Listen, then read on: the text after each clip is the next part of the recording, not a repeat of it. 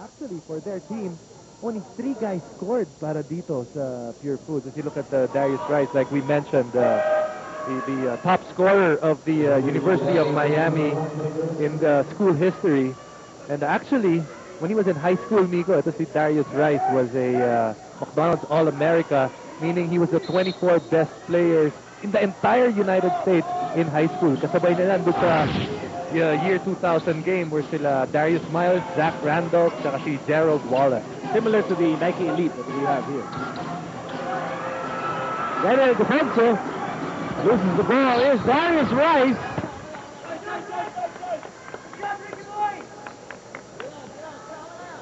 Welcome to the second quarter of play. Nico Halili alongside Jason Webb.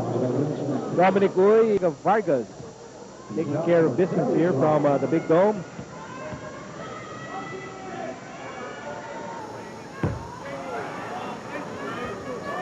I will give you 2 guesses why his jersey is number 23. Either na si Kobe. Also Nocera, along with Daniel Defonso, Lordy Tugade, Dorian Peña, and Dondon Ontiveros are on the court. And at the PM threat, Lordy Tugade. So we've been talking about the shooting of Darius Rice, but we should also talk about the shooting of the Magnolia Beverage Masters from three-point country. As a team, 5 out of 11 for 45%, and it's coming from everywhere. Mula kay Danny Siegel, kay Dondon Ontiveros, at saka kay Lordy Tugade. Meantime, let's send you over to Dominic Uy. Nico, during that last timeout, itong si Coach Ryan Gregorio, sinabi niya kay Darius Rice, I want you to penetrate more. Nasabi nga niya, mas mabagal yung kanyang yung bumabantay sa kanya ngayon. So sabi niya, you know, we need to get the other guys into foul trouble para mas mapadali ang buhay niya. Nico? Well, Darius Rice will get a breather for now. Kanya All Filipino, ang labanan dito, both imports resting on the bench. Watkins actually in foul trouble at this point. Here's Simon. Interception by Rosella. Also Rosella on the move, and Rosella will miss. Rebound for Dondon Ontiveros. Rosella still on the ground. And Ontiveros now with 10 points off the bench. And, you know, Dondon has been the big difference here for Magnolia.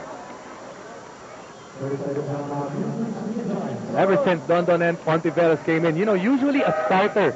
Ito si Dondon Ontiveros. Pero nakita natin na Magnolia, ang plano nila, they wanted to put a defensive guy when James Yap went into the ballgame as a starting 5. Pero ito si Dondon, yung nawala niya mga minuto, binabawi niya lahat.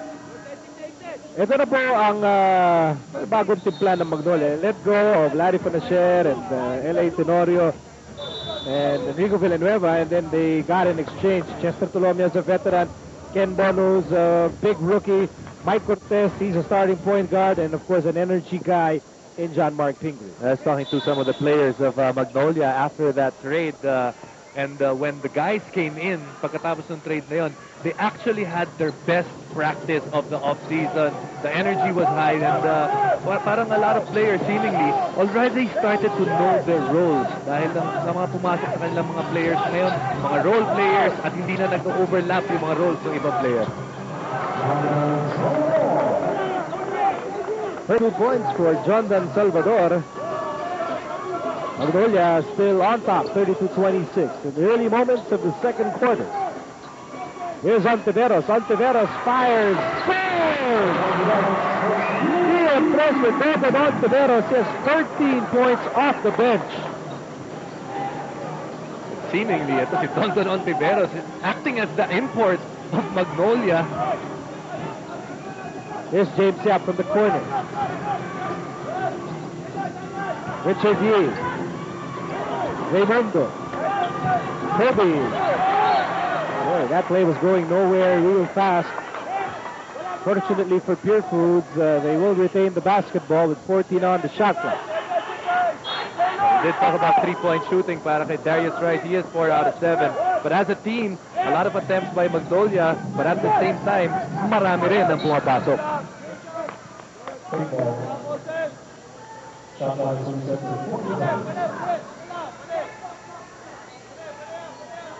Ito po ang unang laro para sa dalawang kupunan here in the Smart PBA Fiesta Conference. James Yap spins out of trouble. Blocked by Ontiveros. superb defense by the veteran.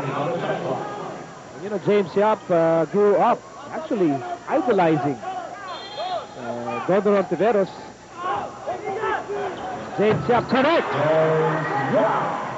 Para sa Purefoods, one of the hotter players in that first quarter was James Yap at pinapahinga siya at the end of that quarter. Ngayon, pagbalik niya, ganun pa rin yung init at ganda ng shooting nito si James Yap. Here's Rosella, first three. Rebound for Raimundo. Purefoods hoping to erase a 7-point deficit. Here's Salvador over to James Yap. Raimundo gives up the basketball. Here's Lanete. Inabot, wasn't able to give up the ball in time. And was caught with a traveling violation. Defense of Magnolia picking up sa quarter na to. Magnolia, one of those teams that their defense becomes better when their offense is good.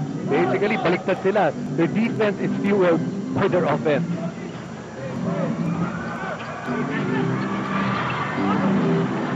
That's basically how I play.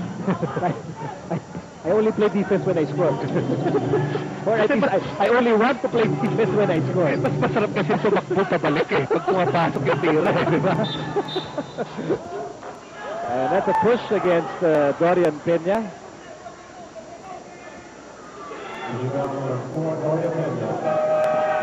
Second personal against Peña. Third team foul against Magnolia. Yi and Salvador both sit down. And Darius Rice and Enrico Villanueva are back on the court. 8.5 remaining in the first half. James Yap with a miss. Rebound for Daniel Defonso.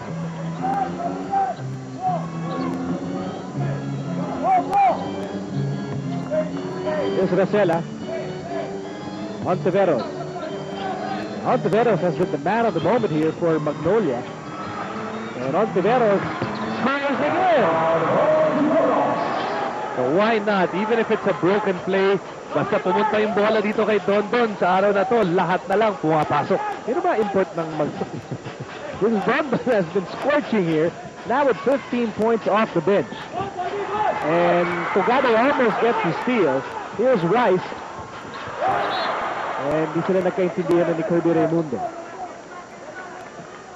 One of the things when you have a really good import and a scoring import, what you have to watch out for as a player is yung papanoorin mo na lang yung ginagawa ng import and you're not making yourself aggressive on offense by making yourself available and going for rebounds.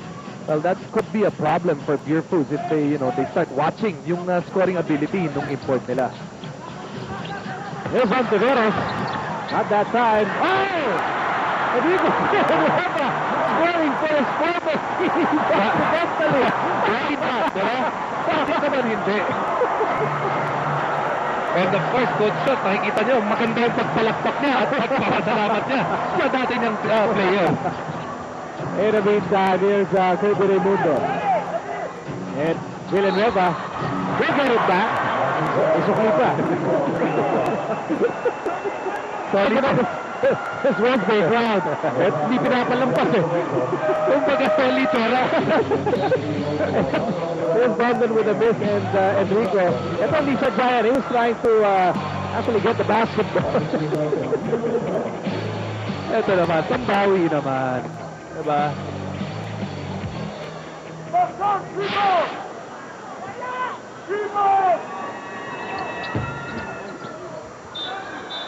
That's going to be a foul against Dorian Peña.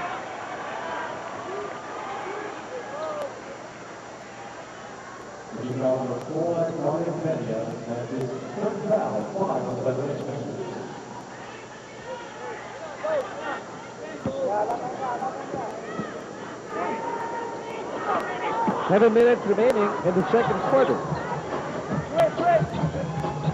Yep, goes behind the back. That's a bit too low for Villanueva. Outside, Raimundo.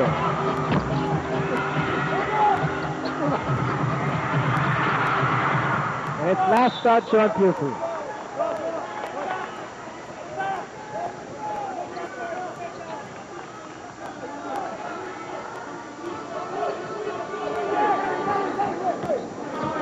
Now to Marcela directs the offense here for Magnolia.